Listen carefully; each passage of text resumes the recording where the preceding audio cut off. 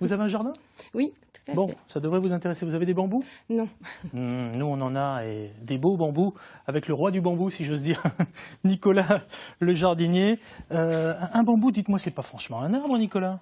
Pas du tout, c'est ni un arbre ni un arbuste. C'est quoi alors? C'est une graminée. D'accord. Et oui, c'est la même famille que le blé, que le gazon, que le maïs, que toutes ces plantes. D'ailleurs, on le voit bien, quand on l'ouvre, eh bien, c'est creux, comme de la paille par exemple. Donc on a donc les nœuds, les entre-nœuds. On est vraiment sur quelque chose de complètement creux, de très très très dur. Ouais. On peut le voir, c'est vraiment très très dur. Mhm. Donc c'est vraiment, c'est ni l'un ni l'autre donc. Dites-moi, ça pousse quand, ça, le bambou? Ça pousse, chez nous, sous nos climats, ça pousse au printemps. On a une pousse qui va se faire en gros sur mai-juin. Ouais. Bon, dans les pays chauds, bon, ça peut pousser, ça peut faire plusieurs pousses dans l'année. Mais chez nous, c'est essentiellement au printemps. Et alors, en Bourgogne-Franche-Comté, on a des sols un peu particuliers. Est-ce que ça va pour le bambou? Il faut un sol frais, assez léger. Contrairement à ce qu'on peut penser, souvent les gens un petit peu vont comparer le bambou à une plante un petit peu de milieu humide. Pas du tout. C'est horreur de l'humidité, c'est horreur des sols qui gardent trop l'eau, donc il faut vraiment un sol drainant. Et ce qui est important aussi de faire également sur le sol, c'est quand le bambou va perdre ses feuilles, il faut toujours garder un paillage de feuilles en surface. Ça va maintenir un petit peu toujours de fraîcheur, d'humidité, et ça peut un petit peu également le protéger durant l'hiver. Bon, ce qui est sûr, c'est que le bambou, c'est une croissance rapide, hein. Si le voisin en a, vous devez forcément les avoir vus passer par chez vous. C'est tout à fait possible, et ça, c'est un vrai problème. On parle des rhizomes qui partent sous la terre, etc. Voilà, on peut même savoir qu'un bambou, bon, dans les variétés vraiment à gros développement, les bambous géants, ils peuvent pousser de plus d'1 mètre par jour, donc c'est vraiment très rapide. Et dites-moi, cette tige, on en fait quoi là? Parce qu'il y a plein de couleurs, là. Vous m'avez mis une tige de cette couleur, là. Voilà, donc les chaumes, comme on dit, donc elles ont beaucoup d'utilisation. Il y a différentes couleurs également, donc on peut avoir donc des tiges qui vont être vertes. Bon, là, celle-ci est sèche, donc elle est beige. Mais quand elles sont vraiment en pleine croissance, elles peuvent être vertes, elles peuvent être noires, elles peuvent être jaunes, elles peuvent être jaunes rayées de verte, vertes rayées de jaune. Il y a vraiment différents types de chaumes. Ouais.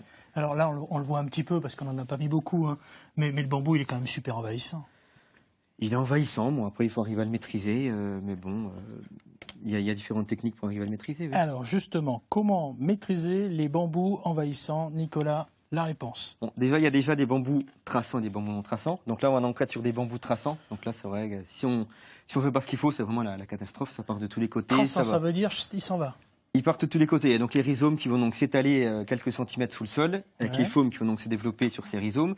Et là, ça part vraiment de tous les côtés. Donc il y a donc des petites techniques à faire. Donc là, on est sur des bambous nains, donc des Pleiobastus qui vont plus servir de couvre-sol, par exemple. On peut maintenir un talus, par exemple, ça ira très bien. Là, on va être sur du Philiostachys. Donc les Philiostachys, il y a donc différentes variétés, donc différentes couleurs de chaume. On trouve beaucoup dans le commerce le Philiostachys aurea, le Philiostachys nigra. On trouve le Respectabilis qui aura donc des chaumes jaunes. Donc quand ils vont donc se développer, il y a donc une chose à bien savoir. Les racines des bambous tournent toujours dans un sens bien précis. C'est dans le sens des aiguilles d'une montre. Ah oui. Vous voyez, donc ils partent tous dans le même sens, ils partent tous dans le sens des aiguilles d'une montre. Ah oui. Ça, c'est vraiment très important de savoir. Ah, moi, j'ai déjà dépoté un truc comme ça, mais je pensais que c'était pour faire joli, quoi. Non, ils tournent toujours dans le sens des aiguilles d'une montre. S'ils tournent dans l'autre sens, c'est que c'est pas un vrai bambou, quoi.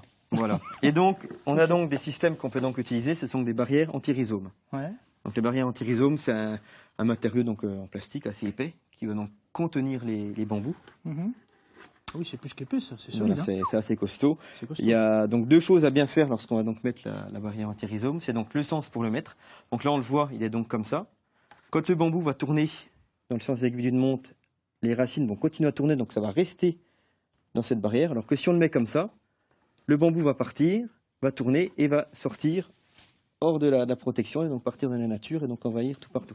Donc c'est bien important de le mettre dans ce sens. Et il y a également un angle également respecté. Il faut mettre à peu près un angle de 15 degrés. Vous rigolez. Comment voulez-vous qu'on respecte l'angle?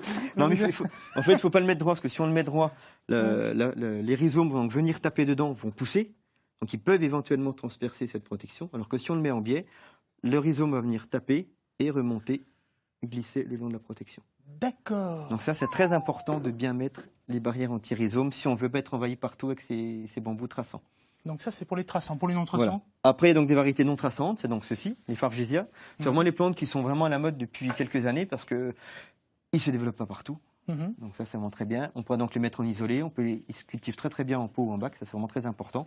Ils vont par contre monter un petit peu moins haut que les bambous classiques. Les bambous classiques vont monter à 5, 6, 10 mètres, voire même plus pour les variétés géantes.